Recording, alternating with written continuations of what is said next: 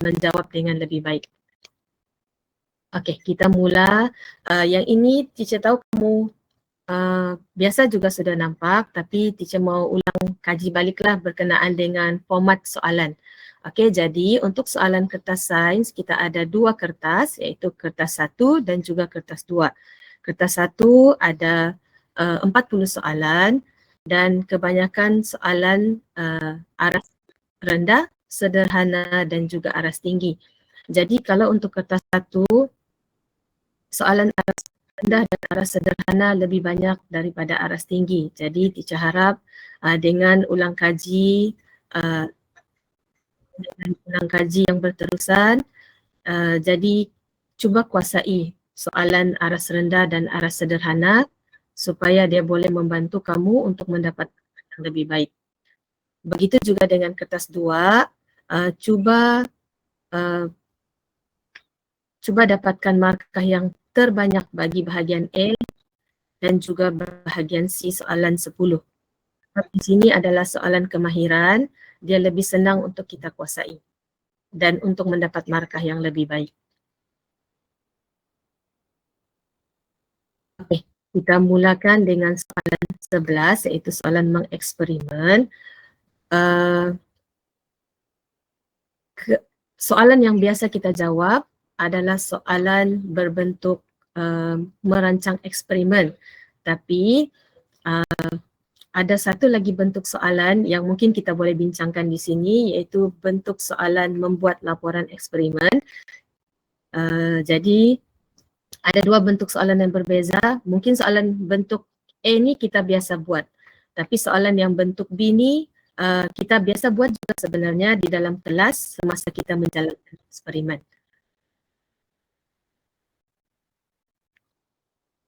Okey, untuk soalan yang bentuk A, soalan seperti biasalah, dia minta kita menyatakan masalah, dia bagi kita, dia suruh kita merancang hipotesis, mencadangkan hipotesis dan juga dia minta kita membentuk satu eksperimen, iaitu tujuan, pemboleh ubah, prosedur dan juga penjadualan data.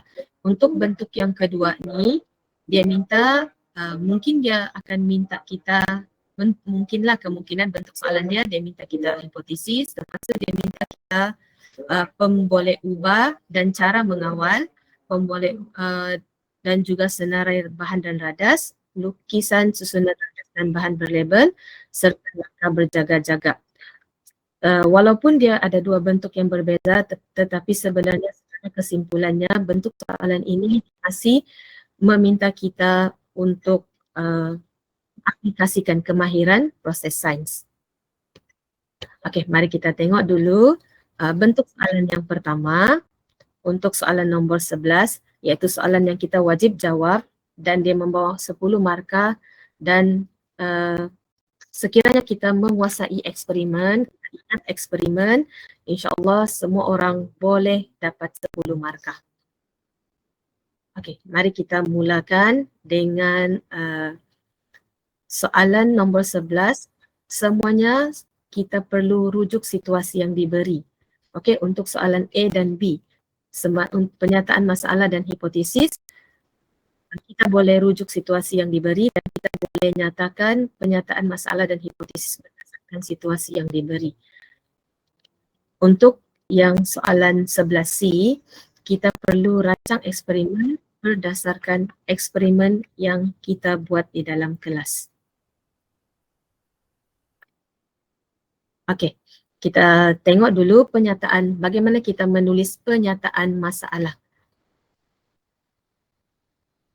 Okey, kita baca dan fahamkan penyataan situasi kenyataan yang diberi. Biasanya kita akan diberi kenyataan ataupun gambar raja yang dinyatakan, disokong lagi dengan penyataan. Jadi kita cari, yang pertama sekali cuba cari pemboleh ubah. Ada dua pemboleh ubah yang kita biasa boleh cari daripada situ, iaitu pemboleh ubah dimanipulasi dan juga pemboleh ubah bergerak balas. Okey, jadi macam mana kita mau tulis penyataan masalah daripada pemboleh ubah yang telah kita kenal pasti? Kita boleh tulis dengan bentuk ayat bentuk soalan yang mesti berakhir dengan tanda soal, ataupun kita mulakan ayat dengan penyataan kata tanda soal. Jadi akhirnya nanti wajib mesti kita akhiri dengan tanda soal. Sebenarnya tanda soal di dalam masalah, nanti penyataan masalah kamu. Okey, ini contoh penyataan masalah. Ada kata soal, ada pemboleh ubah, lepas tu diakhiri dengan tanda soal. Okey, contoh ayat boleh kamu buat. Bagaimana pemboleh ubah dimanipulasi memberi kesan kepada pemboleh ubah bergerak balas. Ataupun kalau teacher lebih senang kamu tulis sahaja dia bermula dengan adakah ataupun apakah. Adakah pemboleh ubah dimanipulasi memberi kesan ataupun menyebabkan pemboleh ubah bergerak balas. Lepas tu diakhiri dengan tanda soal. Jadi kalau begitu sudah lengkap kamu punya satu ayat penyataan masalah. Jadi di situ kamu sudah boleh dapat satu markah. Okey, cuba kalau kita tengok soalan ini. Kamu rasa apalah pemboleh ubah yang dimanipulasi dan pemboleh ubah bergerak balas yang ada di dalam soalan ini? Semua murid-murid telah dapat soalan bahan soalan sains kan? Jadi kita boleh rujuk bahan soalan sains yang ada dengan kamu masing-masing. Jadi nanti kita boleh ni lah, kamu boleh cuba jawab soalan di dalam kertas soalan yang telah diberi. Okey, di samping berbincang jawapan bersama-sama. Okey.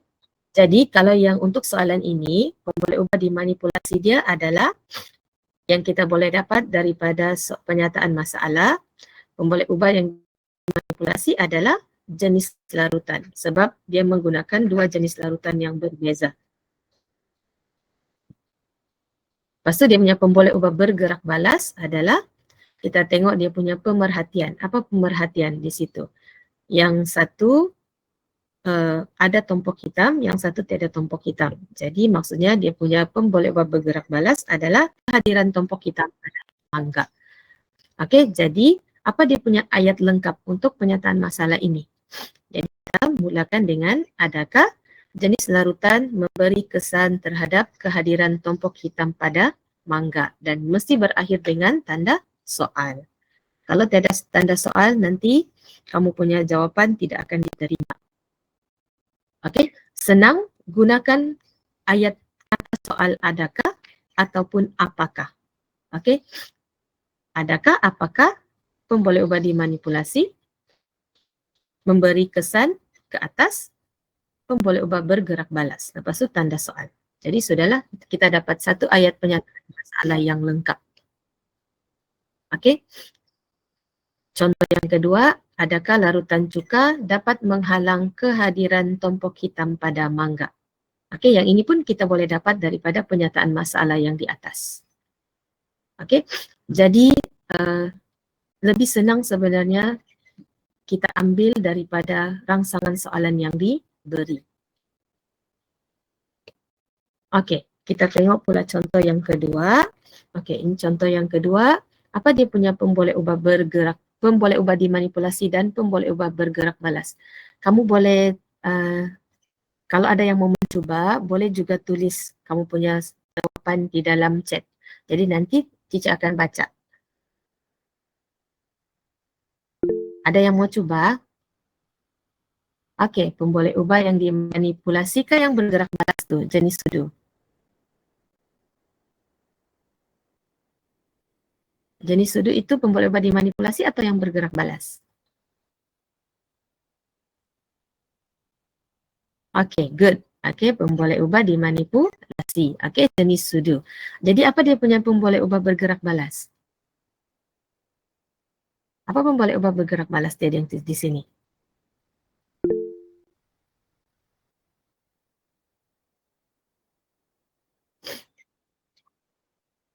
Ada yang mau coba? Apa pemboleh ubah bergerak balas dia di sini?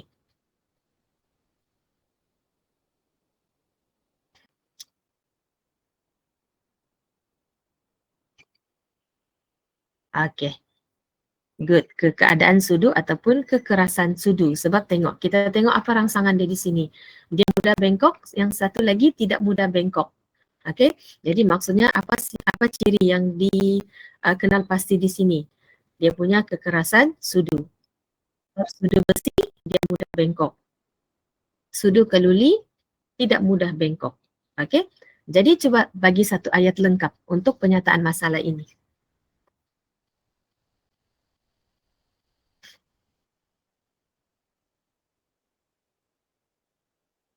Cuba bagi teacher satu ayat lengkap untuk penyataan masalah ini.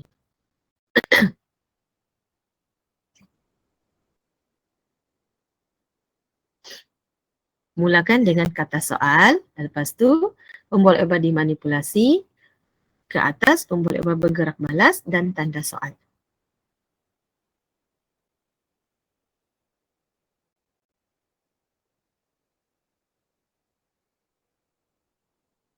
Okey. Okey, teacher ada dapat jawapan di sini. Adakah jenis sudu mempengaruhi keadaan sudu? Adakah jenis sudu mempengaruhi kekerasan sudu? Adakah jenis sudu memberi kesan terhadap kekerasan sudu? Okey, antara dua jawapan itu, satu jawapan yang tidak berapa tepat sebab kamu guna mempengaruhi. Okey, untuk menulis satu penyataan masalah yang lengkap, jangan menggunakan mempengaruhi. Okey, kata mempengaruhi tidak boleh digunakan untuk menulis penyataan masalah, hipotesis sama. Jadi yang lebih tepat adalah tanya semua yang cuba menjawab. Okey, ayat yang lebih tepat adalah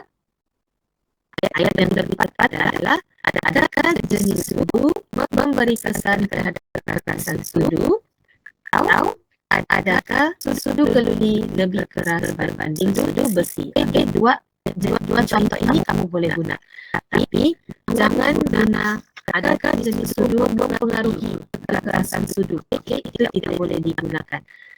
Elakkan perkataan mempengaruhi semasa menulis penyataan masalah, semasa menulis hipotesis, semasa hubungan. Okey, boleh ya? Okey, ataupun contoh lagi kamu tulis, adakah sudu besi mudah bengkok berbanding sudu keluli? Okey, tanya yang mencuba. Tanya semua yang mencuba, yang berapa tepat, tolong betulkan. Okey. Okey, kita tengok contoh yang seterusnya. Okey, yang ini. Bagi teacher jawapan. Pemboleh obat dimanipulasi dan juga apakah pemboleh obat bergerak malas untuk contoh ini. Kita ada dua pokok kembung yang disiram dengan larutan tutur yang berbeza. Yang satu kita ada larutan tutur lengkap, yang satu ada larutan tutur tanpa kalium. Okey, obat dimanipulasi jenis larutan. Okey, good. Okey, pemboleh obat dimanipulasi jenis larutan tutur. Okey, boleh bergerak malas?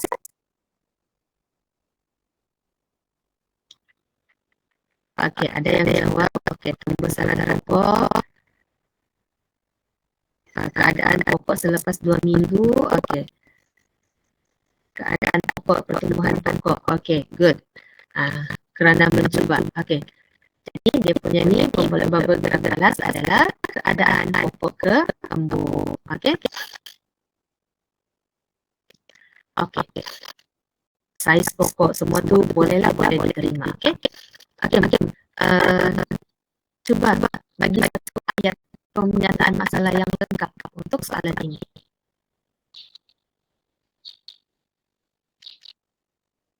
Cuba tulis satu ayat pernyataan masalah yang lengkap untuk soalan ini. Alamak, ternampak sudah. Okeylah, kita teruskanlah. Okey, jadi adakah jenis tutur memberi kesan terhadap keadaan pokok kembung? Okey. Okey, good. Semua yang mencuba. Okey. Okey, good. Jangan tidak lagi menggunakan mempengaruhi ya. Okey, good. Jadi jangan lagi guna mempengaruhi. Dia mesti bagi satu ayat yang menunjukkan kamu yakin dengan apa kesan pun boleh manipulasi atas pun boleh ubah bergerak alat. Okay, next kita tengok hipotesis pula. Okay, tadi kita sudah pernyataan masalah. Okay, jadi kita tengok pula hipotesis. Okay, apa itu hipotesis? Okay, macam mana kita mau tulis satu hipotesis yang baik?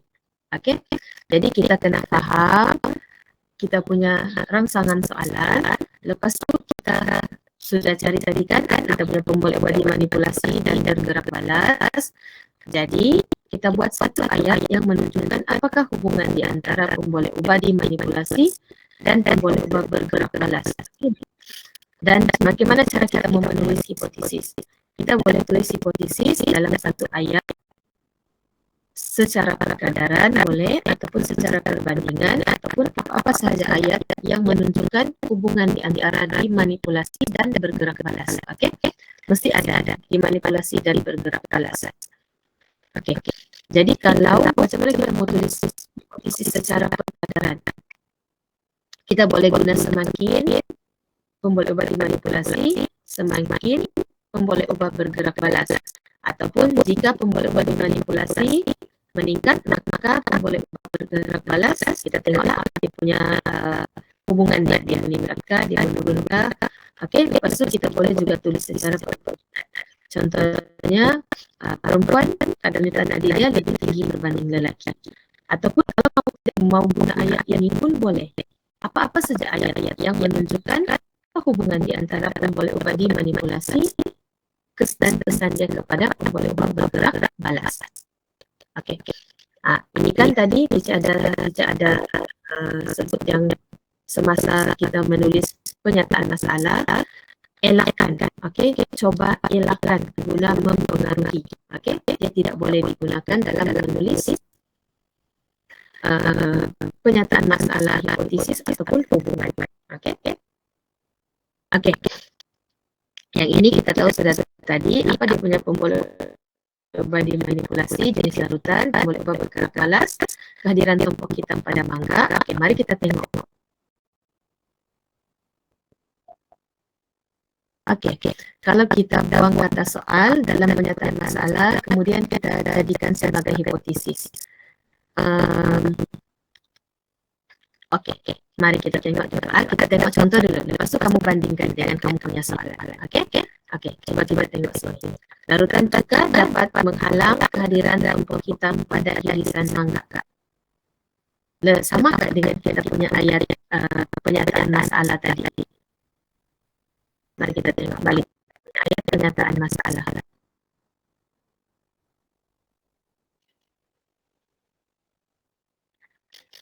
Maka sama kan dengan kita punya ayat hipotesis tadi, lebih kurang kan? Jadi bolehlah. Tapi jangan sudah tidak kita boleh tulis sudah kita punya kata soal dan juga tanda soal di belakang. Okey? Jadi boleh. Okey?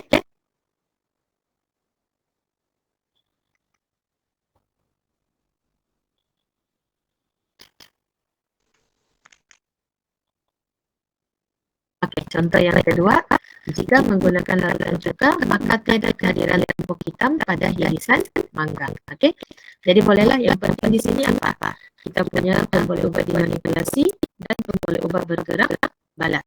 Okey, okey, next kita tengok contoh yang seterusnya. Okey, yang ini pun kita tahu sudah ada pemboleh ubah dimanipulasi dan bergerak balas. Okey, bolehkah kamu cuba tulis satu ayat hipotesis yang lengkap untuk soalan ini?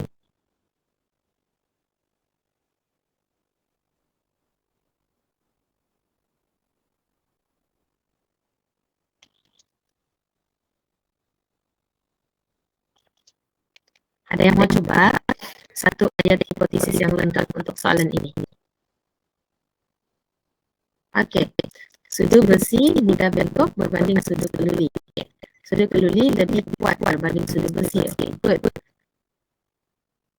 Okey, sudu keluli lebih keras berbanding sudu besi. Okey, good.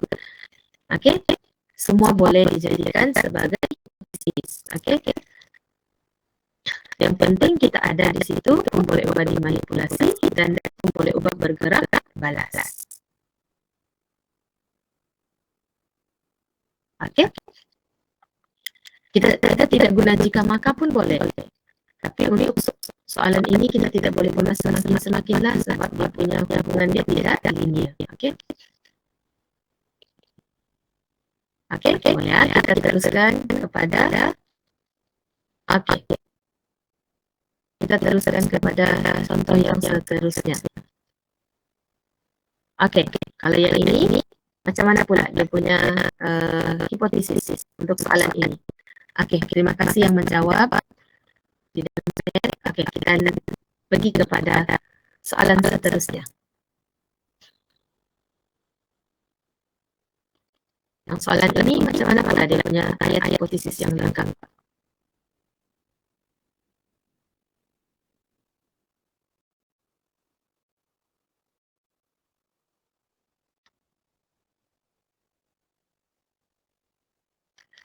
Dia punya formula ubah dimanipulasi adalah jenis larutan dan formula ubah bergerak balas adalah keadaan pokok keembung. Okey, good. Jika larutan kultur lengkap digunakan, maka keadaan pokok keembung subur. Okey, jika larutan kultur lengkap digunakan, maka pokok keembung lebih subur. Okey, good. Boleh diterima. Okey, jika larutan kultur lengkap, maka pokok keembung lebih subur. Okey, ataupun jika larutan kultur tanpa kalium, maka pokok keembung tidak subur. Okey, good. Okey, next. Okey, kita sudah tengok tadi pernyataan masalah. Kita ulang semula. Teacher kasih ingat semula kalau pernyataan masalah tadi mesti ada kata tanya, boleh ubah dimanipulasi, kesan dia kepada boleh ubah bergerak balas dan yang paling penting di situ adalah tanda soal. Okey, kalau untuk hipotesis pun sama juga tapi dia tidak ada tanda soal. Dia hubungan di antara boleh ubah dimanipulasi dan boleh ubah bergerak balas. Untuk hipotesis tidak perlu letak operasi. Okey.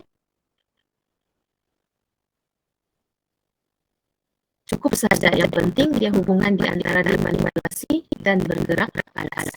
Okey. Dan kamu boleh buat dia secara eksperimen ataupun secara teori.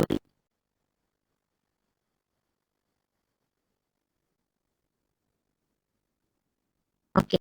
Kalau kita tulis jika dalam tentu lengkap, maka pertumbuhan akar pokok keembung lebih banyak. Ayat-ayat itu sudah seperti kita menulis pemerhatian. Okey. Jadi kalau begitu perlu letakkan operasi. Okey, kalau kamu mau tulis ayat seperti pemerhatian, dia perlu letak operasi. Kalau tidak letak operasi, nanti ayat kamu dia tidak jadi hipotesis. Dia akan jadi pemerhatian. Okey, boleh ya? Sebab itu kalau teacher suruh murid elakkan menulis secara pemerhatian sebab nanti kamu akan lupa letak operasi. Jadi lebih senang kamu tulis dia secara teori ataupun yang inilah kita tulis hubungan di antara dimanipulasi dengan yang bergerak balas. Okey, kita ikut apa yang kita tulis di dalam boleh ubah. Okey.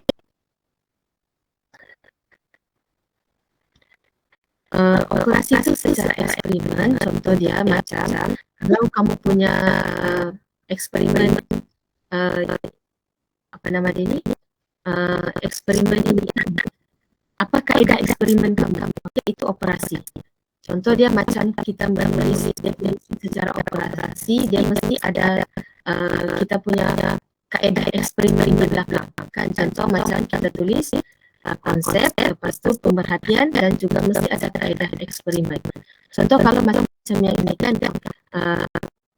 jika larutan kultur lengkap, maka pertumbuhan akar pokok keembung banyak. Okey, itu dia lebih menunjukkan kepada pemerhatian. Jadi lebih senang kita tulis jika dalam bentuk lengkap maka pokok kembung lebih subur. Okey, jadi dia itu secara eksperimen. Okey. Okey, next kita pergi kepada